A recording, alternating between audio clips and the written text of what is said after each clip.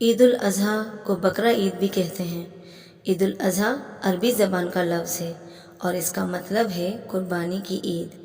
عید الاضحیٰ مسلمانوں کا ایک بہت بڑا تہوار ہے اور یہ حضرت ابراہیم علیہ السلام کی سنت ہے۔ عید الاضحیٰ حضرت ابراہیم علیہ السلام کی قربانی کی یاد تازہ کرتی ہے کہ جب انہیں مسلسل اپنے بیٹے کو ذبح کرنے کا خواب آنے لگا تو انہیں یہ اندازہ ہوا کہ یہ اللہ کی طرف سے ہی حکم ہے، کیونکہ نبیوں کے خواب سچے ہوتے ہیں۔ اسی لیے وہ بنا سوچے سمجھے اللہ کا حکم ماننے کے لیے راضی ہو گئے۔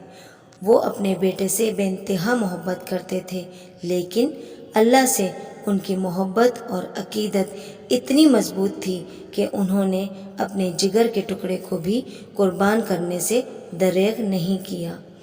اللہ تعالیٰ کو حضرت ابراہیم علیہ السلام کی یہ ادا اتنی پسند آئی کہ انہوں نے فوراً حضرت جبرائیل علیہ السلام کے ہاتھ ایک دمبا بھجوا دیا اور حضرت ابراہیم علیہ السلام نے حضرت اسماعیل علیہ السلام کی جگہ اس دمبے کو ذبح کر دیا۔